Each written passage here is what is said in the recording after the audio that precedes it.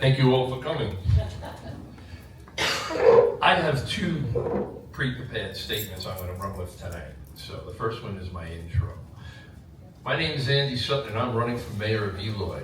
First, thank you to the Chamber of Commerce for hosting tonight's forum, and thank you to the candidates right here who stepped up to serve. Running for office is not easy, and it certainly isn't cheap. Every person on this stage deserves credit for participating in this democratic process. Now, let's talk about Eloy. As you walk into this room, take a look at the historic photographs hanging on the wall. They tell a story. In the early days, Eloy was the center of activity in Pinal County. We had a stagecoach stop, we had a railroad station, we had commerce, and we had opportunity.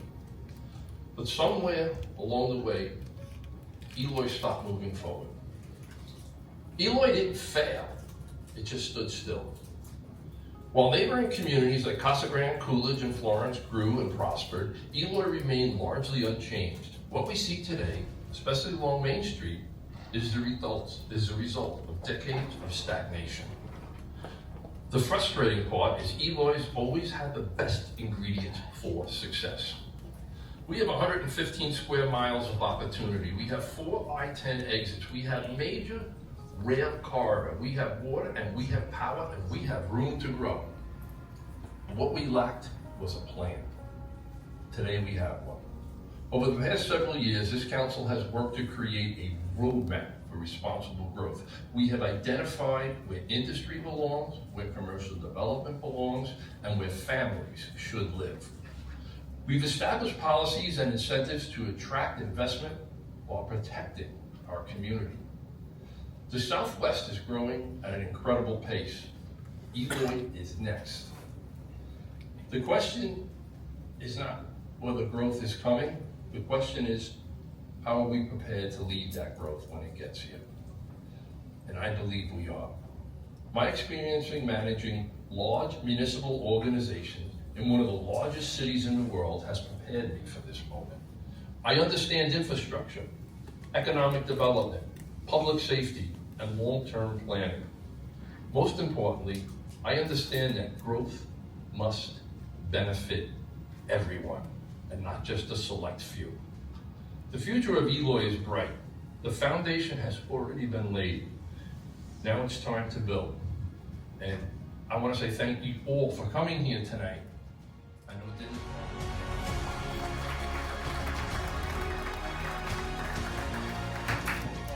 So the first one I have for mayor is, what are your plans to revitalize downtown Eloy?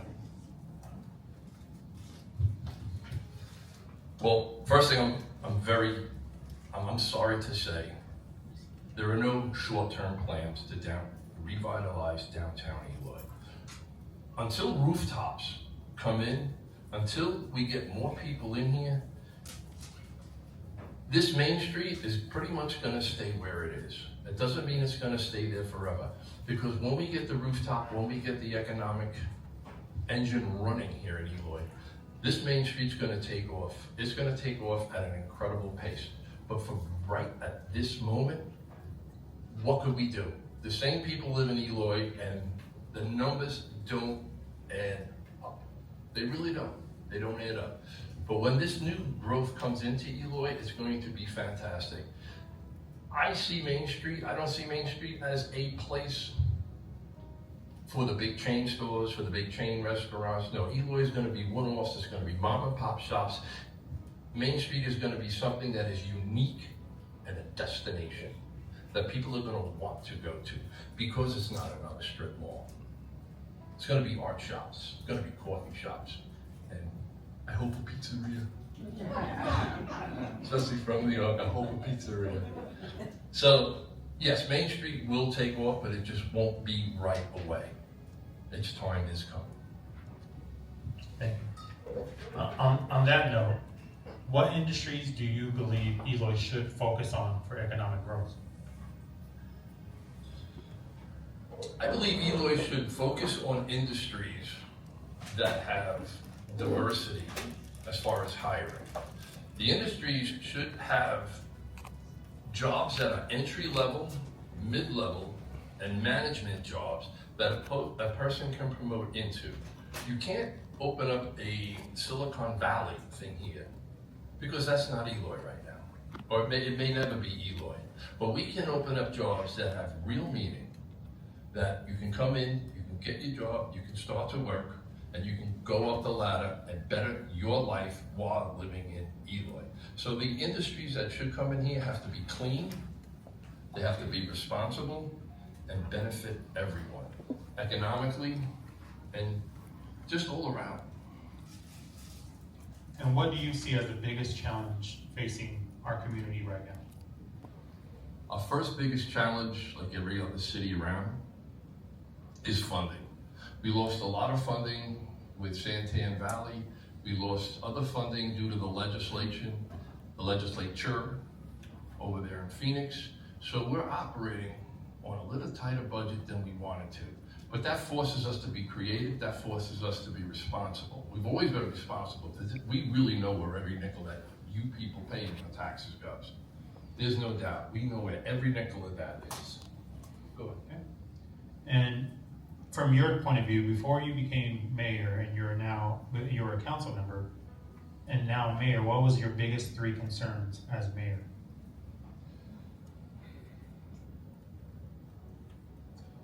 One of my biggest concerns with Eloy from the day I moved into Eloy and really started getting a feel was Eloy's reputation. I'm going to use the word had. Eloy had a reputation, and its reputation was it was stuck. Why should I go to Eloy? It's stuck. Why should I go put my business in Eloy? Because they're such a pain in the butt to deal with. Why should I do that? That's a huge concern for me. That really is, and we are changing that on a daily basis here in Eloy. Another thing is, I don't want Eloy to become something it doesn't want to be. That's a concern of mine. It can become something that you want it to be like Maricopa, do you want it to be like Gilbert, do you want it to be like Casa Grande? We just did our general plan, and that really is a roadmap of what we want to see, what Eloy can and will be in the future. And the last concern I have, we have one shot. We have a blank canvas right now. Most of our land is unused. We have one shot at getting this right. And I believe this council, the prior council, we set up some really good guidelines and really good plans to get this right. You shouldn't have industry next to your houses. Trucks shouldn't be going down your residential streets. So we really took our time planning to put things in certain places where they won't impact others. Or when we want them to, we put them there too. But those are real big concerns of mine, is making sure everything fits and everything works here in Eloy. And this item was on the news all over the place, and of course Eloy was in the news with it too. Data centers. What's your stand on data centers? I said I had two prepared comments, and I knew data centers was coming. Well, I actually lump data centers together with Freeport, because I know that's another big bone of contention here in our city. Data centers and Freeport recycling are two issues that generate the most discussion, most passion, and unfortunately, the most information in our community today. I read social media posts like everyone else, and quite frankly, I'm amazed at some of the things being presented as facts. These are complex projects. They deserve serious discussion based on real information, not rumors, not fear, or internet speculation. One advantage I bring to this conversation is my professional background. Before serving as your mayor, I spent nearly 4 decades managing large-scale infrastructure and industrial projects, many of them located in dense urban neighborhoods. I understand construction, environmental controls, logistics, public safety, and the impacts these projects have on residents. Because of that experience, I don't automatically support a project, and I don't automatically oppose a project. I do my homework. When a major project comes to Eloy, my responsibility is to evaluate the benefits and the risks, and what are the jobs, the tax revenues, and the infrastructure improvements? What environmental impacts and traffic impacts? And what's in it for the residents? These are the questions I ask before making a decision. And let's be clear, I live here too. My wife and I are planning our future here. The decisions we make affect my family as well as yours, and I have no interest in approving something that will harm the quality of life for Eloy. In fact, in 2 weeks, I will be participating on a panel at the Data Center Alliance where industry leaders, environmental experts, local government officials will be discussing these issues. And where I choose to get information from is facts over fear. That's just where I'm going to do facts over fear. Thank you.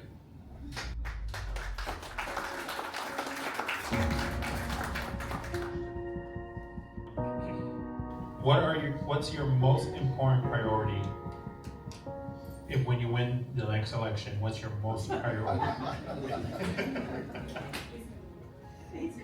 Yeah. Well, it's always been my priority from the time I got on council is appearance in downtown Eloy and Eloy in general. Because without the appearance, with blight houses, with overgrown stuff, with garbage in places, investors look at Eloy and what do they see? They see chaos, they see failure, they see risk. I'm not going to invest in a place that's full of risk. Nobody would, and I can't blame them for not investing in it. But when they come to our downtown, and instead of seeing a blight home, they see an empty lot. They see vision. I could put something there. I can make something there. And that's one of my biggest things. So far, we got about 10 houses we've taken down so far, and there's a big list of plenty more that have to go, just to make this appealing. And I had a guy come to me, and he was with a little boy, and I was taking photos of one of the homes, one of the blight houses. And the fella says to me, and he was my age, and he goes, "Yeah, that house has looked like that since I was a kid." What? And I said, "It's good for your grandson to see this house that you were seeing as a kid look in this condition?" Well, that house is no longer there today. Thank you very much. That house is no longer there. So, with the appearance that somebody's in control, that the lights are on in somebody's home, means a lot to an investor. I mean, just look at this building here. People come in here and they look at this, okay, all right, Eloy's investing in itself, and that's what we have to do. Alrighty. What specific ideas do you have to bring in affordable housing to Eloy? Affordable housing, I don't like that term, so we're just going to erase that term. I call this workforce housing. That's what I'm going to call this, workforce housing. We see our neighboring cities have put in some rentals. They look very nice. As long as rentals are managed, they will continue to look nice. Rentals do have a tendency sometimes not to. So having rentals that look nice and are properly managed is a good thing. But what I like to see with affordable housing is smaller housing. 2-bedroom homes, new, going for around that $220K mark. This way, a young couple can move into a new home at the price of or less than rent. They can stay there a few years, build equity with that job that they're going to have in Eloy. As they get promotions here in Eloy, now they can upgrade their house to a 3-bedroom house. But that starter home is something not only in Eloy, in this country, is just missing. It's just, how does a young couple come out and we had one person tell us they were going to build affordable housing starting at $450. That is not affordable housing. It really isn't. And I don't know why people have this notion that that's actually acceptable. So keeping houses at that 250, 220 mark, sub 200 mark is a really great thing. If you could accomplish one major goal in your next term, what would it be?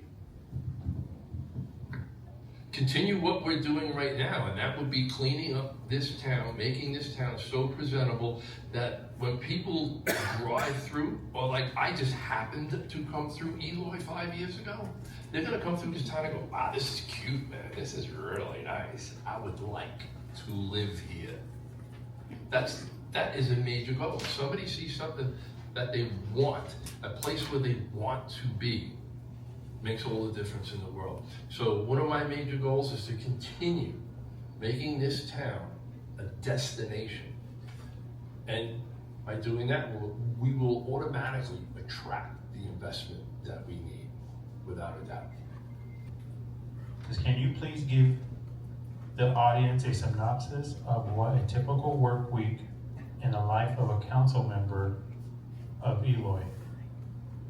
specifically related to your council member responsibilities. So as mayor, As mayor, yeah. let me give the mic to my wife, hold on.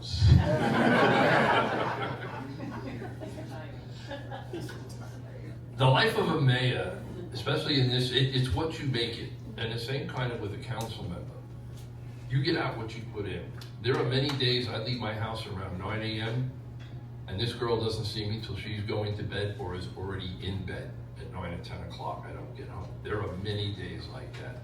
If I were to take my mayor pay and divide it by hours, I'm working for less than $2 an hour. And less, yeah, it doesn't even cover my fuel. The day of a mayor is extremely long. You meet so many wonderful people and so many ideas, and I get to solve a lot of problems. People come down here and they want to speak to the mayor because they're stomping their feet because this is wrong, that's wrong. And we get to chat, we get to talk, we get to figure out, let's find a solution together. And to me, that means everything. It does. I have championed, I have cheerleaded, and I speak about this city wherever I go.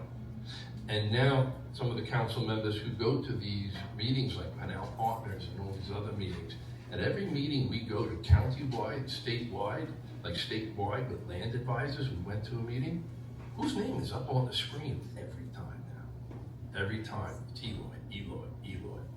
Because we're moving, we're the next best thing. And I have to work really hard in keeping that, and keeping the forward face of this town as something that people want to do business with. And I kind of enjoy just that whole run of being out there and pedal to the metal constantly, because I went from a senior manager running one of the largest transportation systems in the world to standing in my garage looking at a shelf full of stuff going, boy, oh boy. I am really bored and I got nobody to help me to do anything.